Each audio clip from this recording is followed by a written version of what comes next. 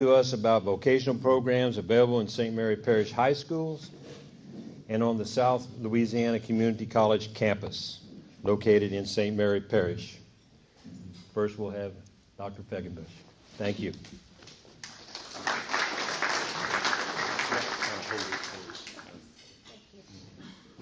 Good afternoon. Thank you so much for having me here today, and Anthony as well. Anthony and I have worked together for many years. Many of you may know me as the principal of Berwick High School. I was principal for 15 years there. But after that, I went to the central office, and during my time there, I worked as the career technical education and secondary supervisor. After that, I went to Lafayette Parish for a couple of years, worked with some turnaround schools, and then now I've returned, and I'm really glad to be home. When we were asked to come to speak today, first of all, we were both very excited about the opportunity because career technical education, vocational credentialing, it's something that's really near and dear to the heart of myself, and I know Anthony as well. And so I'm just going to kind of talk a little bit about what we're doing at the high school level, what we have been doing for a while, and then how that connects with SLCC will be Mr. Baham's next piece. So I want to begin with just giving you some basic information about St. Mary Parish that we do have right now, as of today, that's today's number, 7,533 students throughout pre-K through 12. I wanted to give you high school specific numbers because those are the students that will be transitioning into the industry in the next few years. Either they'll be college ready or career ready, but those are the numbers that we have locally to work with and kind of inspire to stay in St. Mary Parish and help us grow. So this year we have 545 students, 12th graders. That's not a lot. And if you break that number down a little bit, it's about 50% male.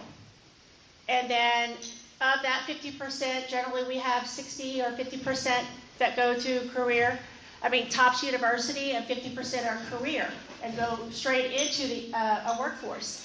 So our numbers are smaller, I think, than some people may initially think of when we think about the graduating seniors and who might be entering directly into the workforce.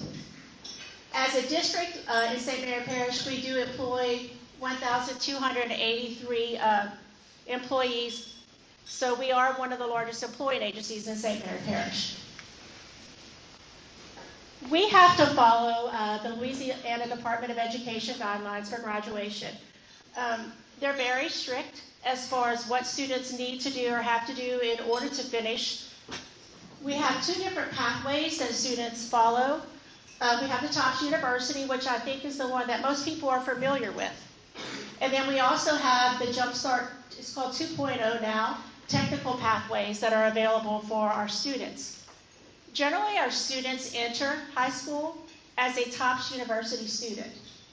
And then somewhere around the end of their 9th grade year or the beginning of their 10th grade year, they choose whether or not they want to remain in that pathway, or would they be more interested in going into a vocational or more technical track. Once they make those choices, there are certain classes that they have to take, certain guidelines that we have to meet according to the State Department. But I just wanted to give you some information about our Topps University pathway. It is college prep. This past semester, our high schools are on something called block scheduling. So they have 4 classes in the fall, 4 classes in the spring, totally separate, and they finish each one. This fall, we had 1,257 credit hours earned by the students in our high schools, which I think is pretty impressive for just one semester of work. The spring semester, there will be more than that. The same students who take classes in the fall generally repeat classes in the spring on the next level, and then they also add. Most of our classes that we take are through Nichols, LSU, Southern University, and Northwestern. Our Topps University students do something called CLEP testing. If they're extremely strong in a subject area, there's a national test that they can take without taking the course. And if they are proficient and pass this national exam, then they get automatically 3 to 6 college credits as well. We do have students in our Topps University programming leaving high school with 18 or more credit hours. We've seen students leave with 32. So that can be almost an entire year of their freshman year. And it saves quite a lot of money. The tuition for these courses are paid through St. Mary Parish and the funding that we receive through the State Department. So these are free to our students for their growth. It is an ACT-focused pathway, and about 60% of our students graduate in that. Now, I know one of the areas in which you were most interested in today were our students who may be in our technical pathway. Generally, we offer courses on our campus, or we go through SLCC in order to offer some dual enrolled opportunities for them. And by dual enrolled, I mean they'll be enrolled at the high school and SLCC at the same time. You can see here that we usually go through the machinist program, certified nursing assistant, welding, and SLCC does offer other programs that maybe 1 or 2 students may choose to take, and we allow them to do so. This is focused on industry-based certifications. I did put a list because I think sometimes people are not aware of the industry-based certifications we offer on our campuses. So there's some sheets perhaps that you can look at. It tells you all of the certifications that we offer, where they're offered on each campus. If a certification is not offered on a campus, then students will travel to another campus, and we do provide transportation. And about 40% of our students graduated that pathway. Just so you can kind of look, these are our most common dual enrolled classes that we have for college prep. And those are pretty much the ones that we're taking in the fall, and then we'll have a repeat of those in the spring. Again, all of these courses are paid for by our students, so it is of no expense.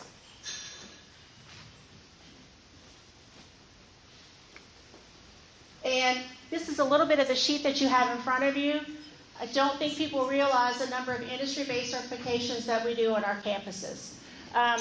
Particularly, think of something unique like the FAA Part 107, Small Unmanned Crafts, that's drones classes.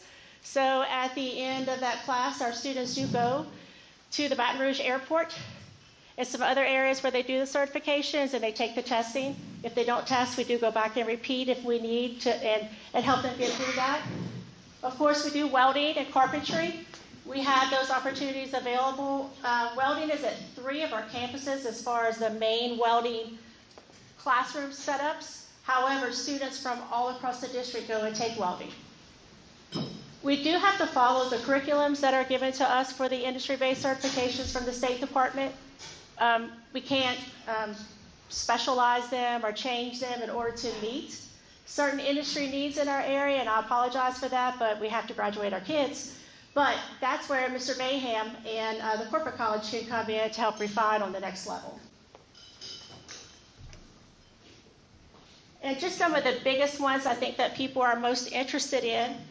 Here's a visual of the main programmings that we have and where they're located.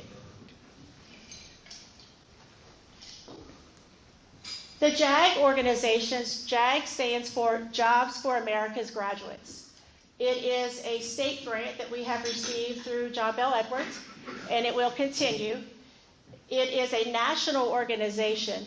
The students who are part of these classes in the schools in which we have them have been identified as students with many barriers that we're trying to help them overcome. Perhaps they may come from a single-family home, low income, first generation, high school graduate, whatever the barriers may be, and then we work with them in order to build their skills in the industry. Later on, I'm going to talk to you about some of the things that perhaps you can help us with to strengthen our programs, especially our JAG program, to make our students more successful. I do want to point out when we say that transportation is provided, that means we pay for it. And I don't think that's a piece that a lot of people think about. We do have our normal bus routes, but during the day, any kind of travel throughout the day, it's all extra salary, extra transportation, extra diesel. So when we say that a program might cost $60,000 at SLCC, the total expense may end up being $90,000 by the time we put all of the extra expenses that go into that to make it successful. So please always consider when we're talking about tuition or programming expenses that just like any other industry, whenever you're doing a program, there's always some secondary and underlying costs that apply to our programs. So my motto this year is together we are St. Mary Parish strong. And I did put St. Mary Parish schools for a reason, because we have to be together at St. Mary Parish in order for us to be successful. We have a responsibility to you. You have a huge responsibility in our community to provide employment and help us be successful. So it is something that we're all going to have to do together in order to be strong at St. Mary. I do want to remind everyone that just like you, we have some challenges in finding certified workforce, particularly when it comes to vocational.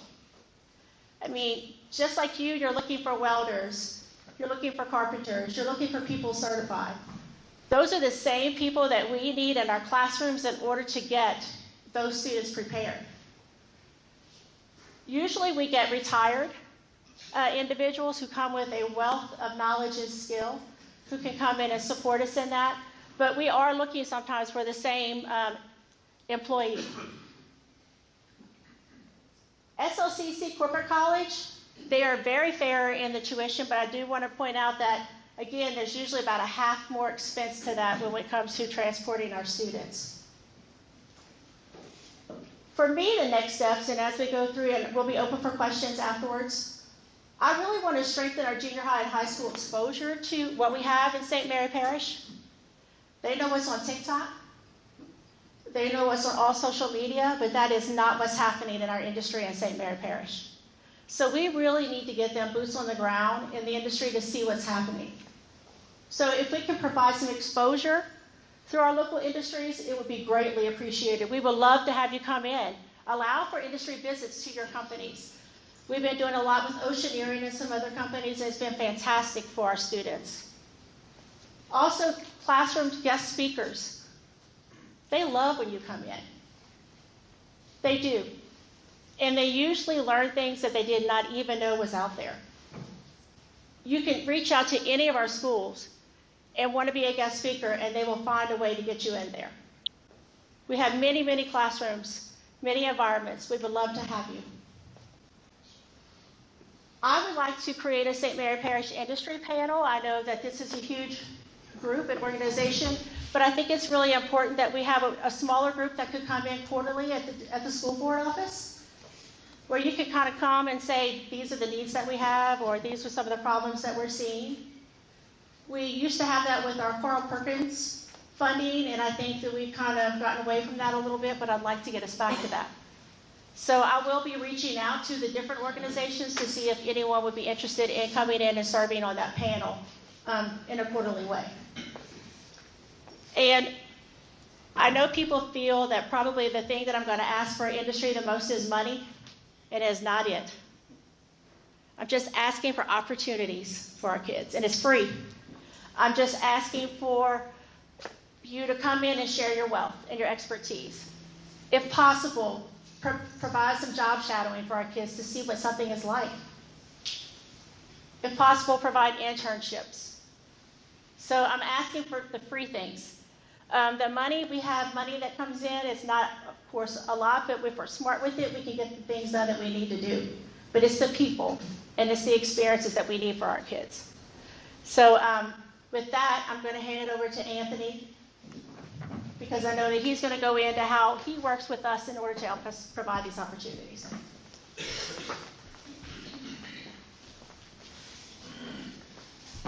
Thank you, Dr. Fegenbush.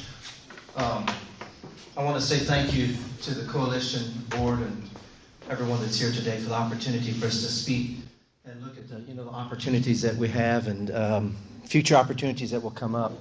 And I truly believe what makes us strongest is that the collaboration. The more we're able to get in your world and you're going to get in our world, so to speak, then we're able to understand each other and the needs and leverage those opportunities.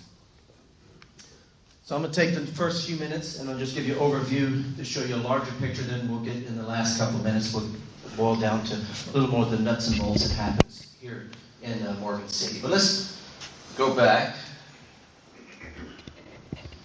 Who are we? A couple of things, as you can see, is that we're a comprehensive community college. It is one of the advantages of us transferring from a technical college to a community college. It gives us a lot of opportunities we didn't have, both online, face-to-face, traditional learning, and non-traditional learning. So really, there's a lot of different opportunities that takes place. We have 50-plus programs. Our student-to-faculty ratio is roughly 17 to 1. We're in 8 parishes. We was nominated just the other day. I saw it. We won in the state of Louisiana, second year in a row, we're the #1 community college in the state. So that means we outperform all the big cities. We see it in our rural areas. One of the things that's interesting of the 8 parishes, is that only one of them is not rural. So all of our parishes we reach out to are rural parishes. Here's a few of the Greek side that we see offered, but this and Young Memorial. We do have some 2+2s with the 4U universities. I think it's very important as a college and as well as the learners that how we continue to give them lifelong learning. Where can they continue to move forward? I must be hitting buttons and don't know it. I pulled some statistics. It's a brand new report that was done in the last year or so, and it shows the state of Louisiana, where are we in our workforce and where are we at in our regional. And what I mean is you can see Mississippi, Arkansas, Alabama, all the southern region. The top line is Louisiana. Must be on a timer. The top one is the state of Louisiana. One of the interesting things is we have led our southern region as far as workforce, available workforce, and what we've seen in the participation in our economies. I think that's really good news.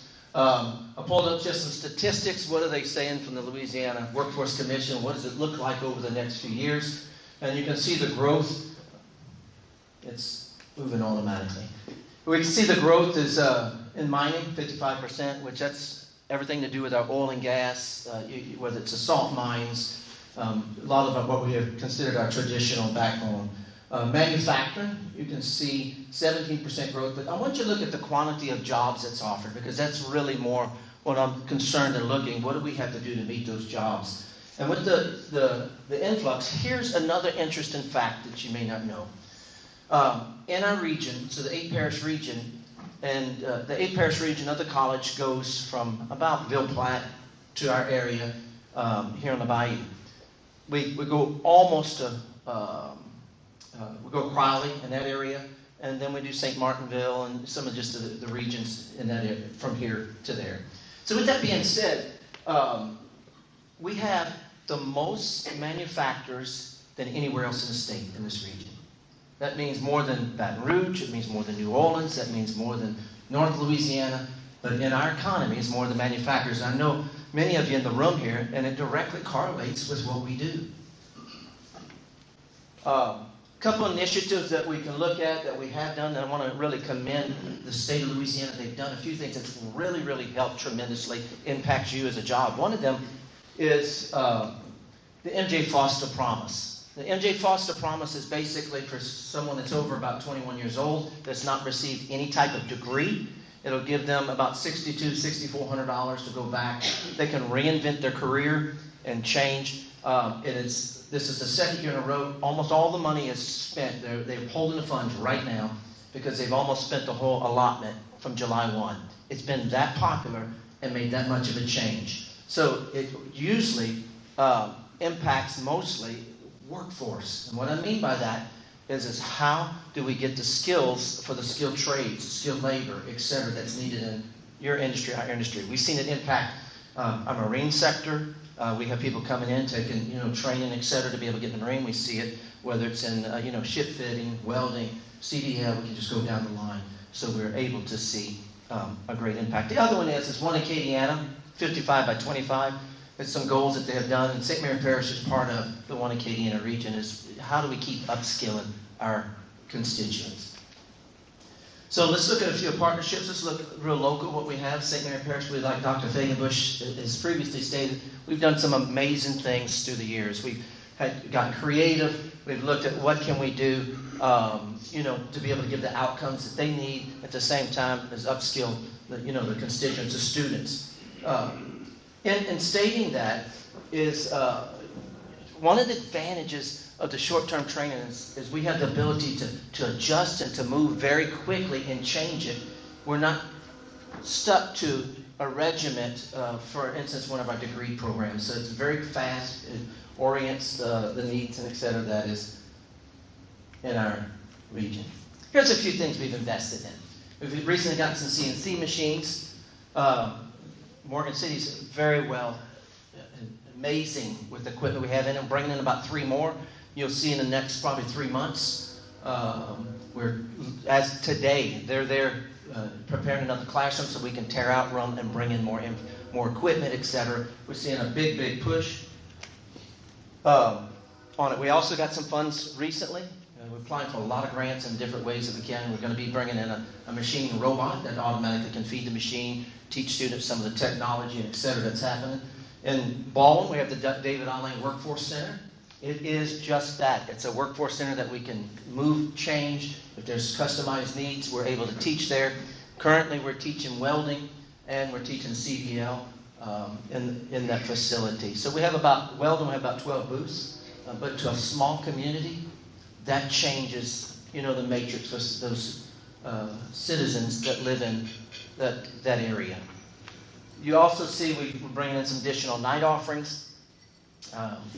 We've brought up our HVAC class. It started back up at night, and we have one of our members here today as our instructor, so it's so good to have Harris Refrigeration have been stepped in and helped.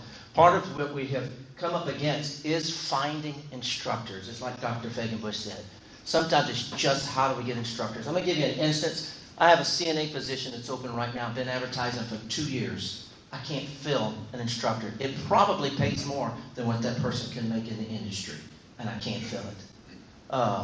So it's just how do we able to leverage and get when the needs arise, because that impacts our community. That impacts the training that we have right here in Morgan City.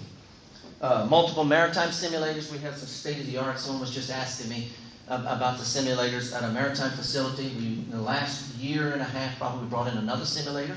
So we have 2 rooms. They interact with each other. We can put you in there and put you anywhere you want in the world. It looks like you're literally in the wheelhouse of the boat. You want to be on a tug, we can put you on a tug. You want to be on a supply vessel, we can put you on a supply vessel. So it really has worked. A couple of things that's been really good in that area is we've actually seen some of the partnerships with the Coast Guard, and so when there's an issue in the region, they give our college our college as a reference for corrective actions. It was actually given 2 colleges, but we were one of them. So how does that impact us? It brings people to stay, to sleep, to spend their dollars, etc. here within our community. One thing that is not up there on the degree side is our diving program. Something interesting about the diving program, there's only 2 publicly funded dive programs in the United States. Morgan City has one of them. With that as well, almost all of the constituents in the diving program are not local.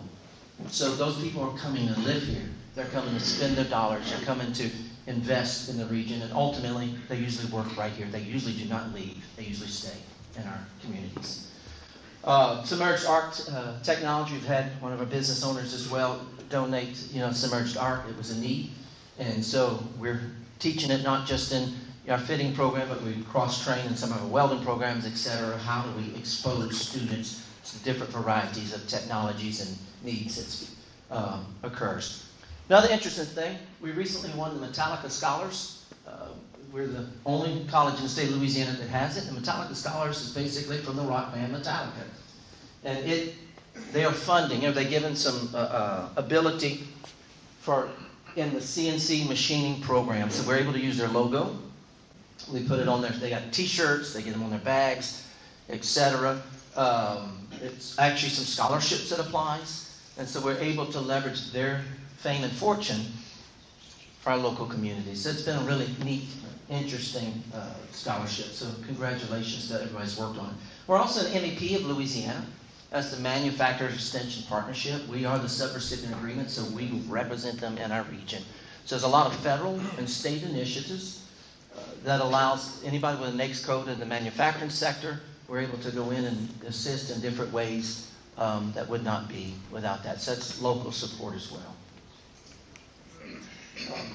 One of the things is, I put this last slide up here, is that everything's changing. Our world is changing.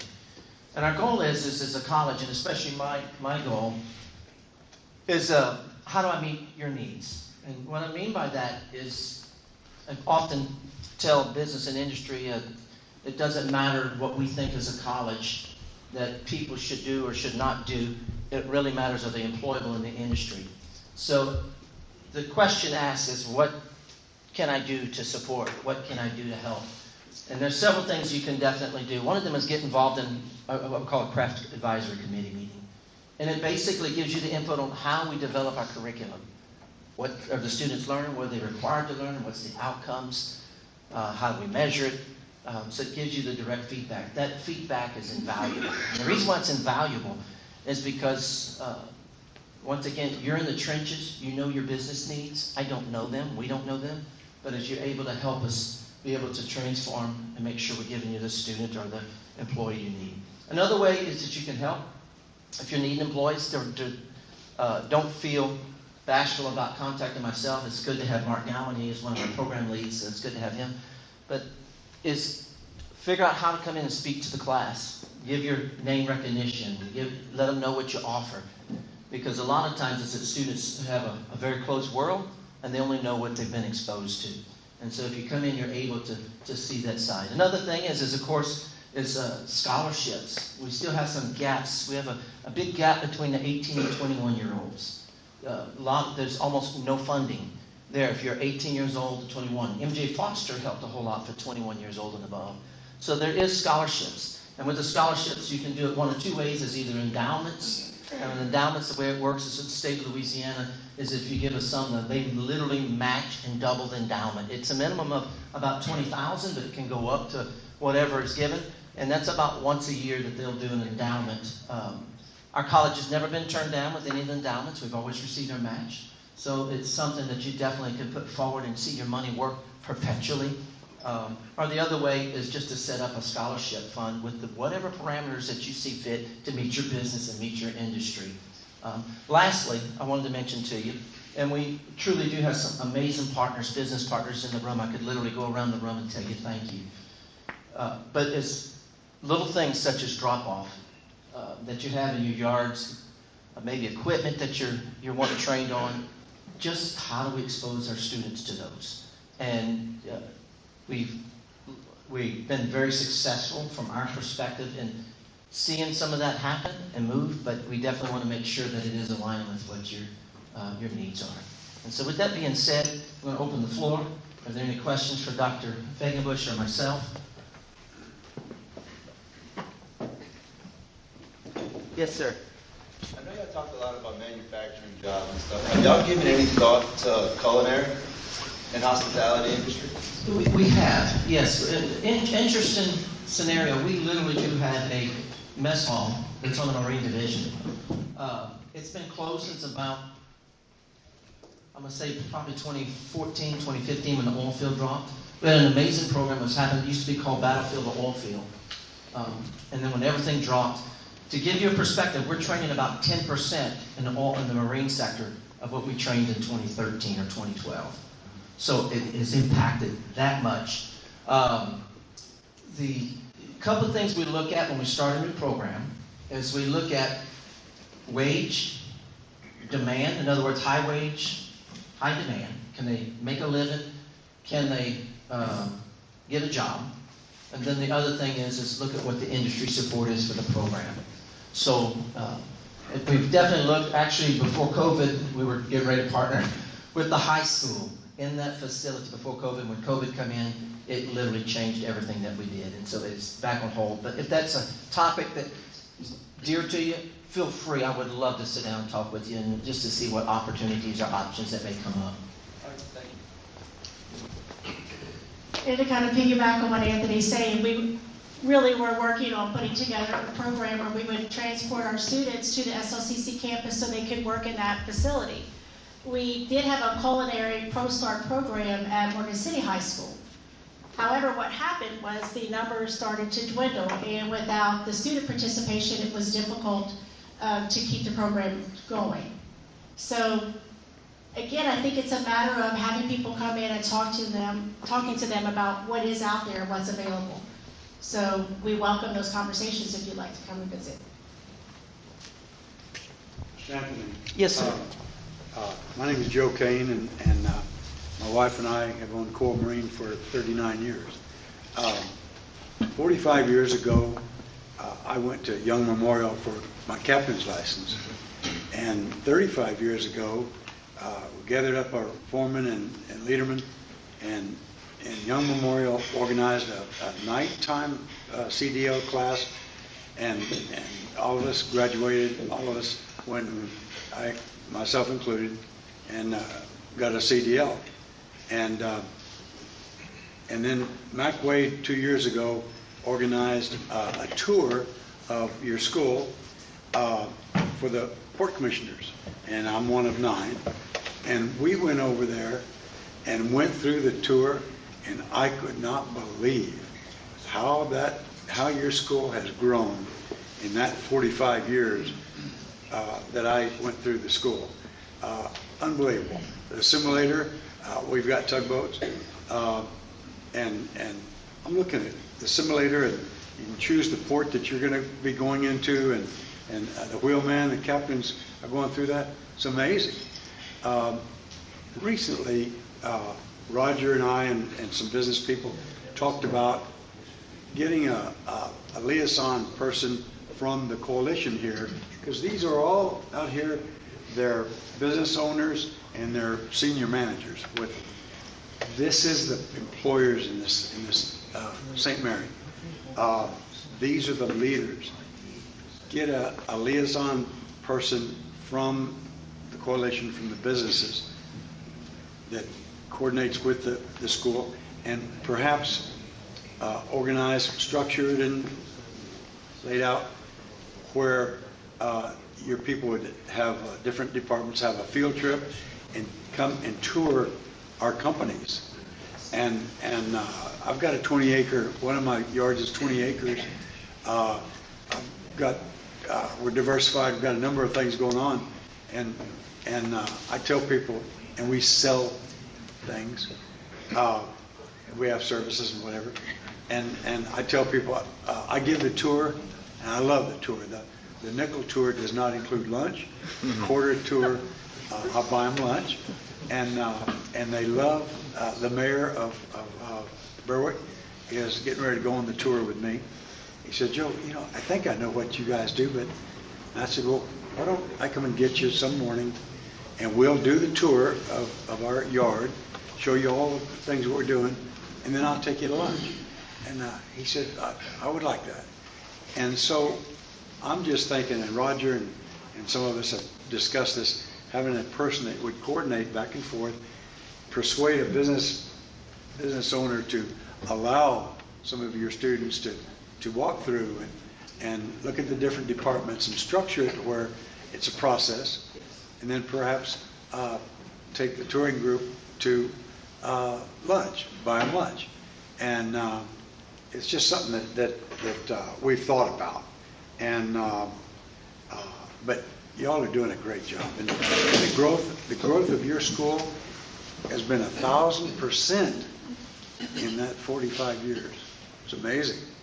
I really appreciate you saying that, and I'm going to open that up to anybody. If anybody wants to come see, I really think seeing is believing. But our marine facility, up till 10 years ago, it was out of portable buildings. We had probably a $500,000 simulator sitting in a portable building that cost $30,000. And so now you walk in, the floor is stained. It looks like water. You literally walk in and you can see it. But we have radar. We're starting to see our numbers in the maritime come back up. We're seeing a lot of different traction. We have something interesting. We now, in the short future, we're going to have about 3 or 4 completely online degrees. Captain Moore actually was honored in the last, couple months, as they had done an amazing feat. Basically, we use a platform that you can work on your computer, And you can be offshore out of a wireless environment where you don't have any internet. You can still work on it. As soon as it picks up wireless anywhere, it automatically syncs and updates, and you keep working. You never know that you were not in a wireless, non-internet environment. And it's to get like your captain's license and just the different, certifications needed in the maritime sector. So we're looking to continue to grow them. The Coast Guard has changed a whole lot. Right now it's changing drastically. It's been a big turnover of people and expectations. But our goal, once again, is we're still putting classes in, moving forward, and adjusting. I literally just put a PO in. We're cleaning up our fire field to create some new movement even in our fire field. But I would be honored, please do include me in that whenever that committee's together. You know, y'all made a great presentation here today, and there should be a direct link. Businesses should be working with the vocational school and our high schools and all.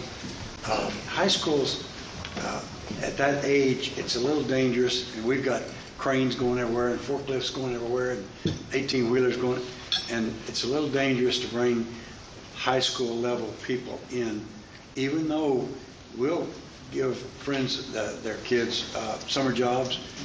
A summer job, somebody's got to watch them real close. They're painting curbs, they're picking up trash. We get compliments on how clean our yards are.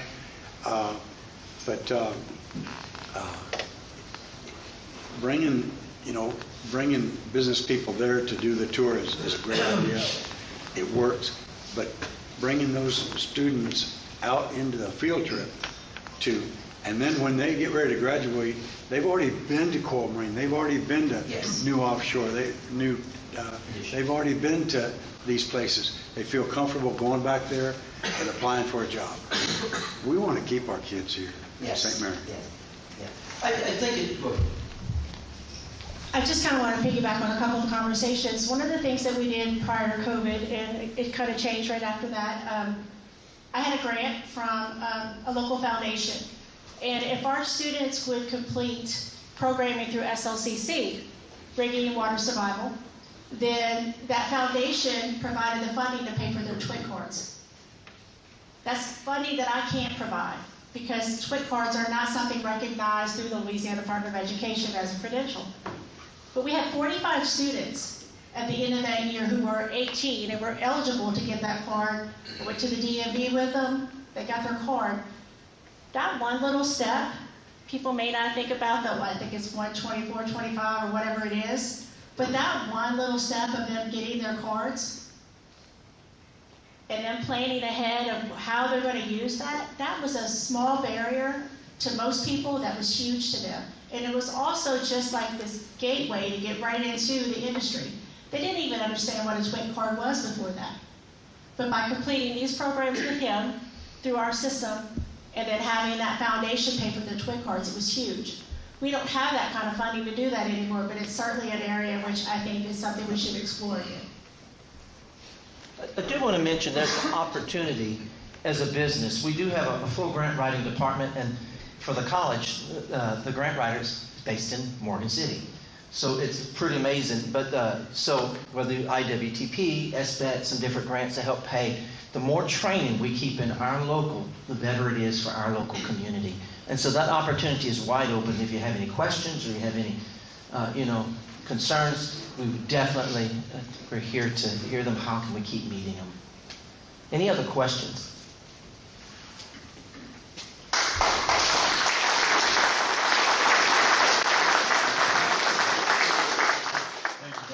Fegenbush and Anthony, thank you very much. Real quick, whenever we met, I told him, I said, one of the biggest friendships that you need to develop is with industry. And I think you found that out, the enthusiasm here today. Industry is very important to our education, and to our education is to our industry. So we're very happy to have you as a friend. We will follow up. We will be part of your program. There will be no meeting in February with Mardi Gras and some other things. We just didn't have time to have one. Too many conflicts. Our next meeting will be Monday, March the 11th. Our speaker will be Commander Mary Gilday and her team. It should be a very good presentation. Thank you very much.